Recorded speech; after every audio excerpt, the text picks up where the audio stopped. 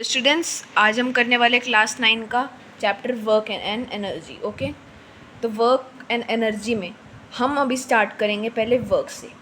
Work क्या होता है? वर्क एक, कभी भी आप किसी चीज़ के ऊपर कुछ भी फोर्स अप्लाई करोगे ना कि वो दूर जाए, जैसे कि अगर आप फुटबॉल के ऊपर किक मारते हो और वो जाती है कहीं पे, तो मतलब कि आप उसके ऊपर एक वर्क कर रहे हो। वर्क आप उसके ऊपर कर रहे हो। वर्क कैसे कर रहे हो? क्योंकि आप फोर्स अप्लाई कर रहे हो। तो मतलब कि आप फोर्स को एक ऑब्जेक्ट पे अप्लाई करने से उस जो वर्क होती है ना वो पता चलती है। एक ऑब्जेक्ट पे फोर्स हम अगर अप्लाई करते हैं तो मतलब कि हम उसके ऊपर क्या कर रहे हैं? वर्क कर रहे हैं। ओके, एक ऑब्जेक्ट के ऊपर अगर हम फोर्स अप्लाई करते हैं तो मतलब कि उसके ऊपर हम वर्क कर रहे हैं। ठीक है, और उसका जाना भी बहुत ज़रूरी है। अगर आप किसी ऑब्जेक्ट के ऊपर फोर्स अप्लाई करते हो लेकिन वो मूव ही नहीं होता है तो मतलब कि आपने वर्क कितना करा है? ज़ीरो वर्क करा है, आपने कुछ वर्क नहीं करा है। बेशक आप थक जाओ, हज़ारों कितनी भी फोर्स लगा लो, लेकिन अगर वो हिली नहीं, मतलब कुछ भी नहीं हुआ उस ऑब्जेक्ट को, उसका डिस्प्लेसमेंट सेम है, तो जो वर्क डन है वो कितना हो गया? ज़ीरो। और जो ऑब्जेक्ट पे आप फोर्स लगा रहे हो, मतलब कि आप वर्क लगा रहे हो, और वर्क लगाने के लिए जब आप वर्क लगाते हो किसी ऑब्जेक्ट पे, फोर्स लगाते हो किसी ऑब्जेक्ट पे और वर्क होता है, तो उसके लिए वो कुछ डिस्प्लेसमेंट ट्रेवल करती है। लाइक ये मार्कर है, ये देखो यहाँ पे पड़ा है, तो इसके ऊपर अब मैं फोर्स लगाऊंगा और ये कुछ डिस्प्लेसमेंट ट्रेवल करेगा। ठीक है, मतलब ये यहाँ से लेके, इस पॉइंट से लेके यहाँ तक गया, तो ये इसका डिस्प्लेसमेंट हो गया। और मैंने क्या लगाई? इस पर फोर्स लगाई, तो मतलब कि इस पर वर्क हुआ है, इस पर कुछ वर्क हुआ है, इस पर वर्क ज़ीरो नहीं है, वर्क हुआ है इस पर। ठीक है, अब हम आते हैं अगले उस पर। तो वर्क की एक साइंटिफिक डेफिनेशन है, वो मैं आपको बताता हूँ। ओके, तो व्हेन, ये मैं आपको वर्क की साइंटिफिक डेफिनेशन बता रहा हूँ, ये थोड़ी ना लिख के आओगे, तो explain. When force is applied to an object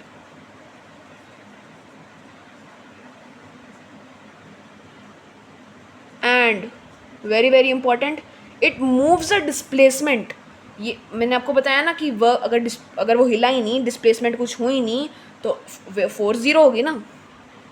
and it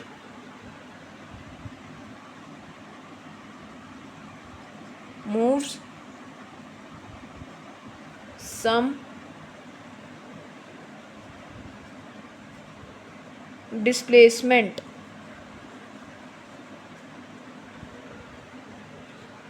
it means work is done। it means work is done। ठीक है, मतलब कि जब फोर्स एक ऑब्जेक्ट पे लग रही है, एक ऑब्जेक्ट है, फोर्स लग रही है उस पर, तो फोर्स लगेगी, वो क्या करेगा? डिस्प्लेसमेंट ट्रेवल करेगा। डिस्प्लेसमेंट ट्रेवल करेगा तो मतलब कि अगर उसने डिस्प्लेसमेंट ट्रेवल करा, कुछ भी करा, इतना सा भी करा ना, तो वर्क लग रहा है, वर्क हो रहा है, वर्क इज़ डन। तो मैं इसको आपको एक डायग्राम के ज़रिए से बताता हूँ। ठीक है, ये एक पाथ है and this is an object, कुछ भी ले लो, और इसके ऊपर मैंने क्या लगाई? फोर्स लगाई।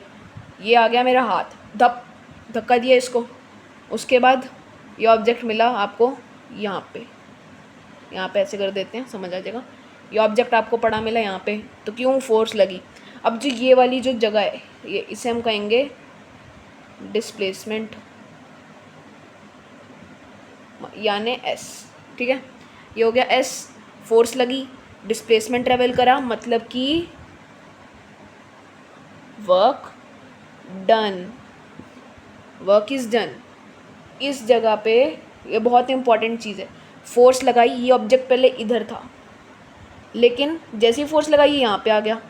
अब ये जो जगह है, ये इसको हम कहेंगे डिस्प्लेसमेंट, यानी कि एस, डिस्प्लेसमेंट को हम एस कहते हैं। ठीक है, और एस मतलब कि एस हो रहा है, कुछ डिस्प्लेसमेंट वो ट्रेवल कर रही है, यानी कि वर्क डन हो रहा है। तो अभी तक हमने पढ़ा कि हम एक ऑब्जेक्ट पे अगर फोर्स लगाते हैं और वो कुछ डिस्प्लेसमेंट ट्रेवल करती है, तो it means work is done on that object. Okay, एक सेकेंड। ओके, तो मतलब कि work is done on that object, और अगर उस डिस्प्लेसमेंट कोई वो ट्रेवल नहीं कर रही है, फोर्स लगाने पे कोई डिस्प्लेसमेंट वो ट्रेवल नहीं कर रही है, तो मतलब कि क्या उसका मतलब हुआ कि उस पर कोई भी वर्क नहीं लग रहा है, वर्क हो ही नहीं रहा उस पर। तो उसके बाद अब मैं आपको एक चीज़ बताने वाला हूँ वर्क की। तो वर्क निकालने के लिए आपको लगेगा फोर्स और डिस्प्लेसमेंट। क्या बताया था मैंने, फोर्स लगेगा, डिस्प्लेसमेंट ट्रेवल होएगा, तभी वर्क आएगा। तो work is equal to force multiply by displacement.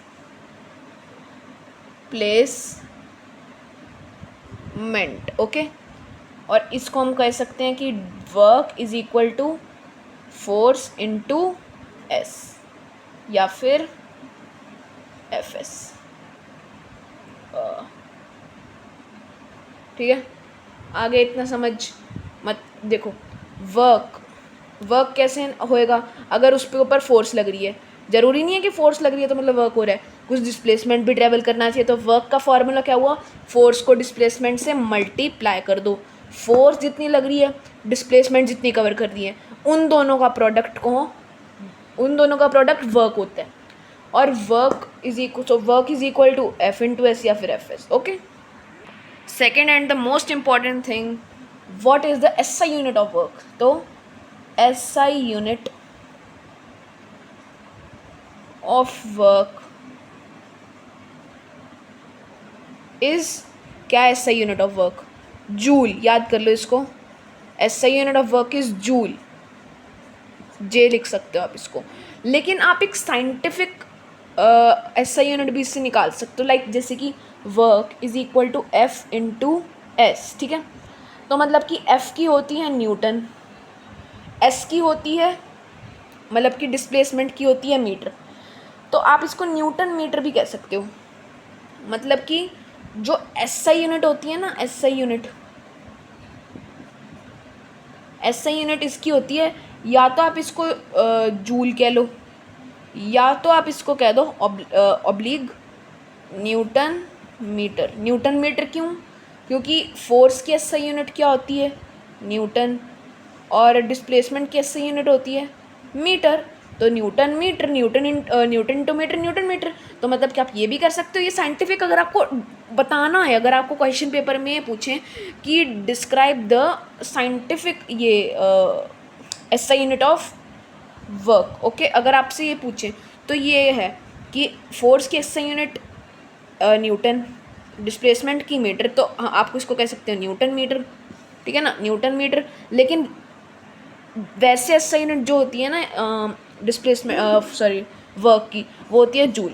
ठीक है, जूल आपको लिख के आना है, वैसे आपको जूल ही लिख के आना है पेपर में अगर आपसे पूछें। ठीक है, इसका इतना रेयर मैं चांस नहीं बोल सकता, बट यही आता है। ठीक है, जूल। तो हम अब एक एग्जाम्पल करने वाले हैं। मैंने एक ऑब्जेक्ट लिया, आपने नहीं, मैंने एक ऑब्जेक्ट लिया, उसके ऊपर लगाई सपोज़ मैं 5 न्यूटन की मैंने उसके ऊपर एक फ़ोर्स लगा दी। ठीक है, 5 न्यूटन बहुत होता है ब्रो। ठीक है, फोर्स लगाई मैंने उस पर 5 न्यूटन होती है ना इससे यूनिट फोर्स की। 5 न्यूटन क्या लगी अब उस पर, फोर्स। और उसने कितना ज़्यादा डिस्प्लेसमेंट ट्रेवल किया, 2 मीटर। ठीक है, हैवी ऑब्जेक्ट था यार, बेइज्जती मत करना। ठीक है, और डिस्प्लेसमेंट उसका था 2 मीटर। तो इसमें अब वर्क क्या होगा, वर्क का मैंने क्या बताया फॉर्मूला, फोर्स इनटू डिस्प्लेसमेंट। तो work is equal to 5 into 2, direct formula है ब्रो। 5 2 10, या तो आप यहाँ पे जे लिख दो, या तो आप यहाँ पे लिख दो न्यूटन मीटर, जो कि मैंने अभी बता दिया क्यों। ओके, तो ये एक एग्जांपल मैंने आपको बताया। अब यहाँ पे आपको ना कुछ अलग भी आ सकता है, जैसे कि work is equal to force into displacement. अगर आपको वर्क दिया हो, लिखा हो कि 10 joule is the work done और फोर्स लगी 5 न्यूटन, तो फाइंड एस निकालना है। तो अब फंस गए ना, तो work upon force is equal to F. क्यों? क्योंकि देखो यहाँ पे मल्टीप्लाई का था, मैथ्स में करा ना, यहाँ पे मल्टीप्लाई का था, तो ये ट्रांसपोजिशन के मेथड से ये जो एफ है ये इधर आ गया, तो ये फोर्स अपॉन एफ बन गया ना। यहाँ पे मल्टीप्लाई, यहाँ पे डिवाइड, और यहीं पे अगर आपको फोर्स निकालनी हो, वर्क दिया हो, डिस्प्लेसमेंट दिया हो,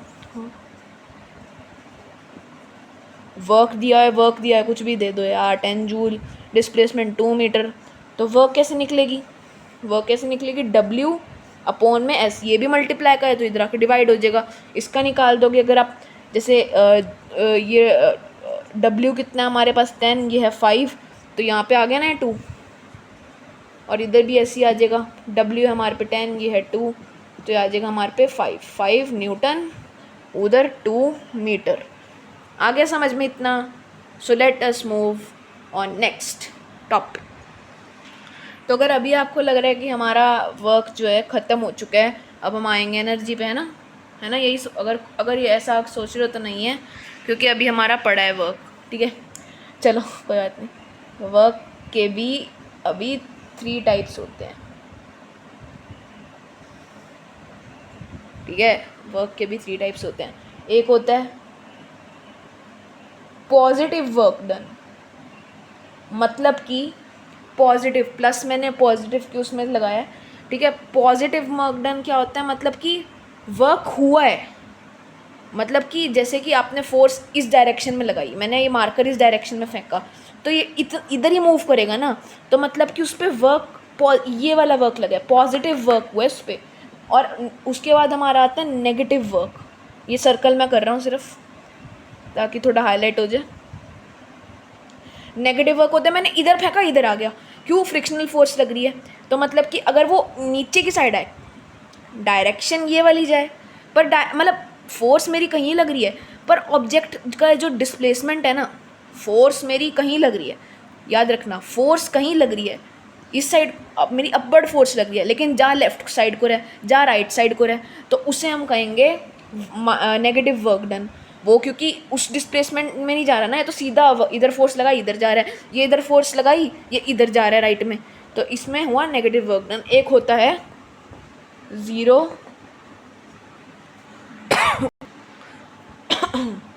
वर्क डन। चलो ठीक है, ये 3 पार्ट्स होते हैं। अब हमारा आता है, सबसे पहले हम लेंगे पॉजिटिव वर्क डन, लेकिन उससे पहले एक बहुत इंपॉर्टेंट चीज़ जो मैं यहाँ पे करवा देता हूँ, एक कॉस को मैं इंट्रोड्यूस करूँगा पहले, ठीक है। कॉस को मैं इंट्रोड्यूस करूँगा, तो मैं इस क्लास में 3 कॉस को इंट्रोड्यूस कर रहा हूँ। Cos 0 degree, cos 90 degree, cos 180 degree. इन 3 की ना वैल्यू होती है, ऐसे नहीं होता, वैल्यू होती है इन 3 की। इसकी वैल्यू हमारी जो है होती है, कॉस 0 डिग्री की होती है 1, 90 डिग्री की होती है 0, और इसकी होती है -1। जे जे जे, अब जे क्यों लगाया जी? जे मतलब कि फोर्स की SI यूनिट, तो मतलब कि कॉस 0 डिग्री 1, मतलब कॉस 0 डिग्री मतलब कि 1 जूल फोर्स अप्लाई हो रही है, 1 जूल वर्क हो रहा है, वर्क बोलना था, फोर्स बोल दिया। कॉस 90 डिग्री में 0 जूल अप्लाई हो रहा है, मतलब कि 0 वर्क हो रहा है, और कॉस 180 डिग्री में -1 जूल हो रहा है, -1, नेगेटिव आ गया ना, ये इसमें आएगा। तो मतलब कि इसमें जो वर्क है वो हमारा नेगेटिव डायरेक्शन में जा रहा है, उस डायरेक्शन में नहीं जा रहा है जहाँ पे हमने फोर्स अप्लाई किया, कोई और डिस्प्लेसमेंट कहीं और किसी और साइड पे जा रहा है। ओके, तो ओके ठीक है, 2 मिनट सांस ले लूँ। उसके बाद अब देखो, हमने यहाँ पे करा cos 0 degree is equal to 1 joule, cos 0 degree is equal to 1 joule, ठीक है। अब यहाँ पे मैं आपको एक्सप्लेन करता हूँ। सबसे पहले हम इधर लिखेंगे अंडरस्टैंडिंग के लिए W is equal to F into S. अब एक ऑब्जेक्ट है, उसके ऊपर जो फोर्स लगेगी और इसी साइड पे वो डिस्प्लेसमेंट होगा, इधर ही फोर्स लग रही है, इधर ही ऑब्जेक्ट जा रहा है, तो मतलब कि जो कॉस है वो होगा हमारा 0 डिग्री, मतलब कि 1 जूल फोर्स, मतलब इसका मतलब होता है पॉजिटिव। मतलब कि जिस साइड पे फोर्स अप्लाई करी है उसी साइड पे जा रहा है, तो मतलब कि cos 0 डिग्री और कितना आएगा ये 1 जूल। ठीक है, समझ में आया? और ये तो फॉर्मूला लिखा है मैंने, तो एक बार इसे ध्यान से समझ लो। इस साइड को फोर्स लगाइए, किस साइड पे? राइट साइड पे। राइट साइड पे फोर्स लग रही है और राइट साइड पे ऑब्वियसली डिस्प्लेसमेंट भी होगी, ऑब्जेक्ट राइट साइड पे ही भागेगा दक दक दक दक दक, जहाँ जितनी हमने फोर्स लगाई। तो मतलब कि cos 0 डिग्री और फोर्स कितनी लग रही है? Positive 1 joule, positive not negative, positive ना कि ज़ीरो। तो मतलब कि पॉजिटिव में फोर्स लगेगी। ओके, तो वर्क क्या होएगी हमारी? वर्क क्या होएगी हमारी? पॉजिटिव। मैं ना वर्क की जगह ना काफ़ी जगह फोर्स बोल लिया, तो थोड़ा सॉरी। ओके, वर्क हमारा होगा पॉजिटिव। वर्क पॉजिटिव कैसे होगा? मैं एक बार दोबारा एक्सप्लेन कर रहा हूँ, जो मैंने 2 मिनट का पहले बोले, इससे सॉरी। ठीक है, मैं दोबारा एक्सप्लेन कर देता हूँ।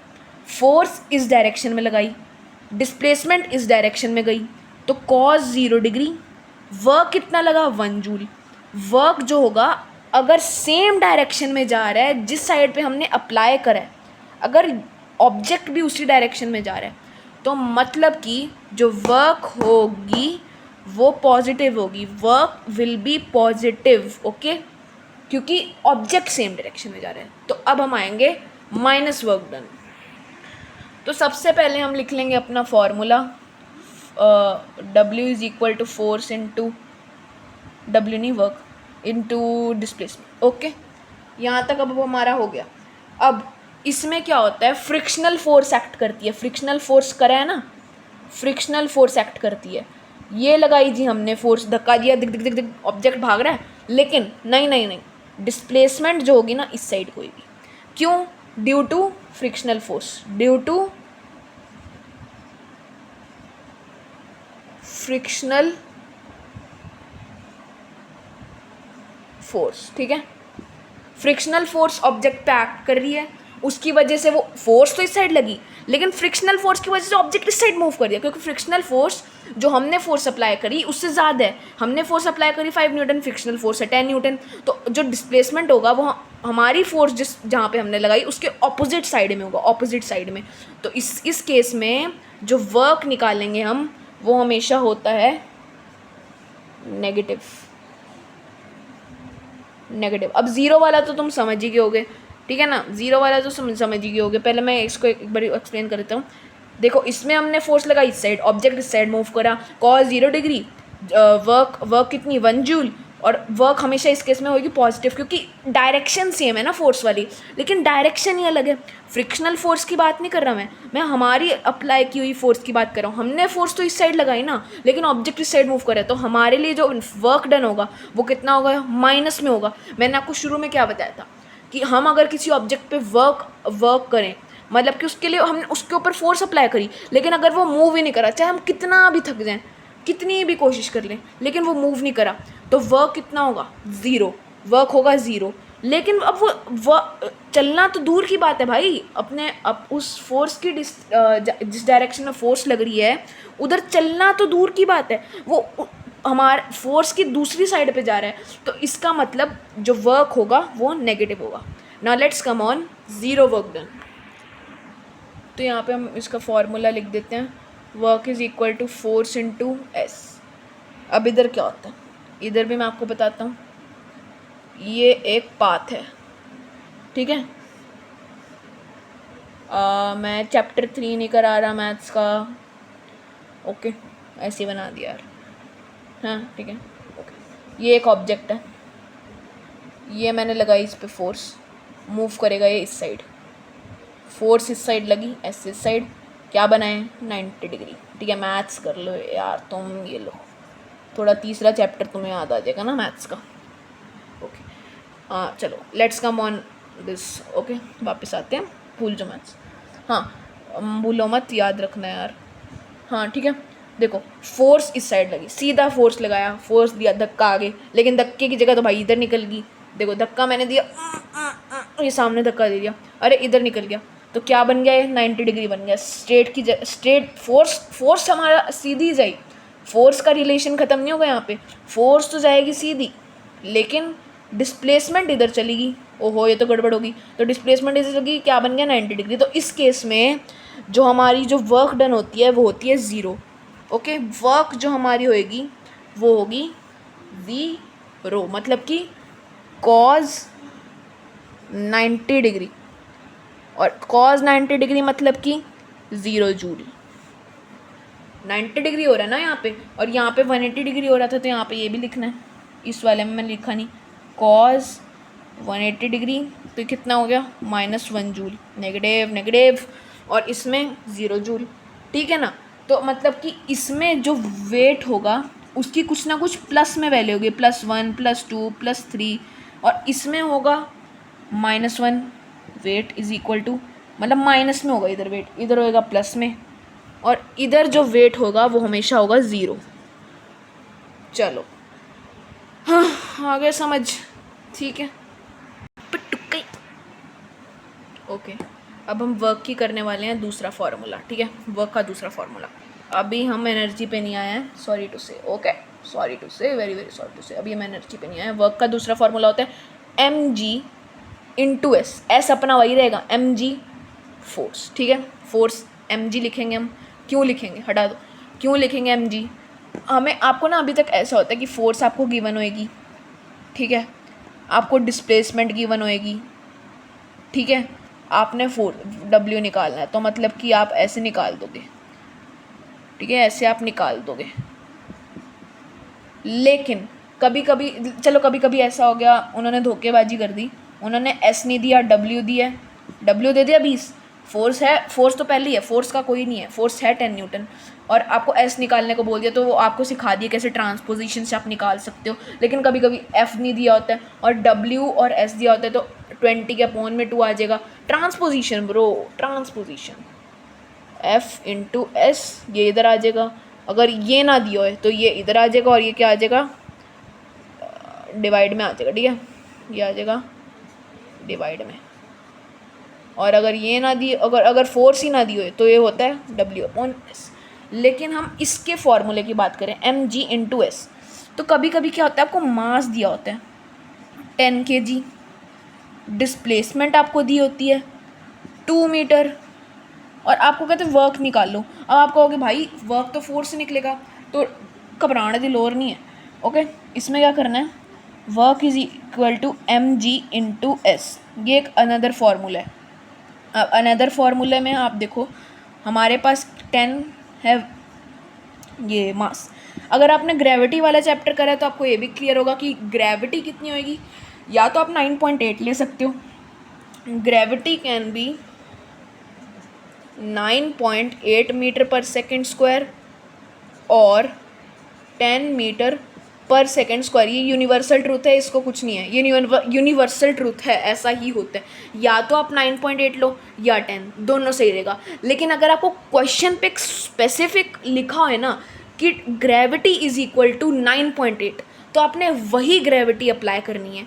और अगर आपको ग्रेविटी 6 भी दी होगी तो आपको वही अप्लाई करनी है। लेकिन जो अर्थ की ग्रेविटी है ना वो 9.8 या फिर 10 होती है। और अगर आपको 6 दी होगी मतलब कि आपको कोई और प्लैनेट का बात कर रहे हैं, आपको अर्थ वगैरह की बात नहीं कर रहे। लेकिन अगर आपको नहीं दिया तो आप इन दोनों में से कोई भी करो। तो आप ईजी तो यही है कि 10 करो, क्योंकि पॉइंट्स वाले में थोड़ा मुश्किल हो जाता है। बट कुछ सम्स होते हैं जिसमें 10 से भी मुश्किल हो रहा होता है, तो उसमें आप 9.8 से कर सकते हो। लेकिन गिवन वाले में वही हो जाएगी 9.8। अगर टीचर ने लिख के दिया यूज़ जी इज इफ़ लिख के दिया वहाँ पे g इज़ इक्वल टू 9.8, तो आपने वही यूज़ करनी है। और अगर आपको लिखा है g is equal to 10 metre per second square, तो आपने वही यूज़ करनी है। तो अगर मैं 10 करता हूँ, मेरे को 10 ईजी लगता है। फिर अगर मजबूरी अगर तो आ गया अगर वहाँ पे, ठीक है। ये आपका बना 100 × 200 जूल आपका हागी ये। तो ईजी है, इससे भी निकालना। तो एक लास्ट हम टॉपिक हमने कंप्लीट कर लिया। छोटी सी चीज़ मैं एक बार आपको बता देता हूँ, ठीक है, यहाँ पे बता देता हूँ खोपचे में। ये देखो, ये मैंने आपको बताया दूसरा फार्मूला। एक तो ये अपना ये है ना, ये तो रहेगा ही रहेगा। ये 2 फार्मूले होते हैं, ठीक है। लेकिन अगर आपको कभी होता है कि आपको ना मास निकालना है, वर्क दिया है, तो आपने इसमें क्या करना है, W is equal to mg × s, ठीक है।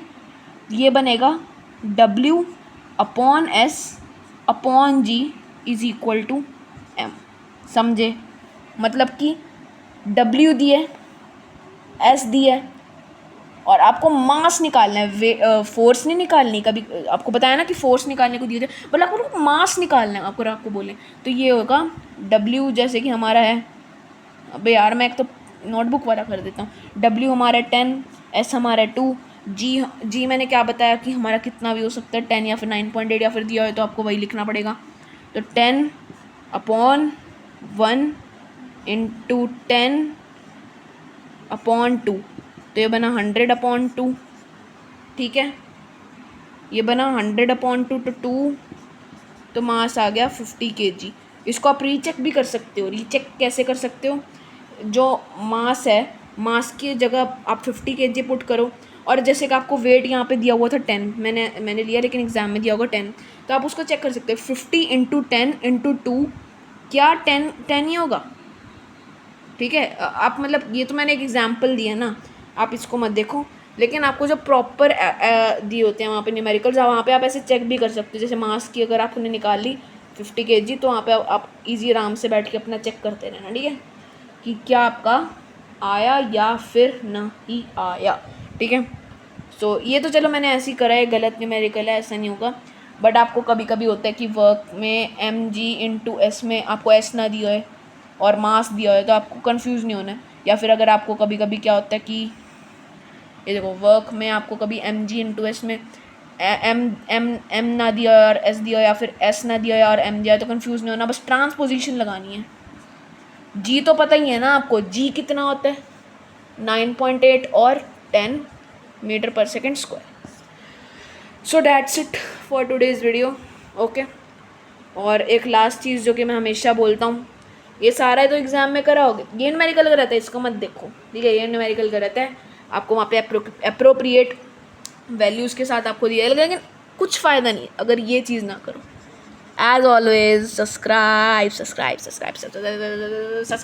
हट, देखो पेन की कैप गिर गई। कर लो, अब भी कर लो, टाइम है, कर लो, अबे कर लो यार।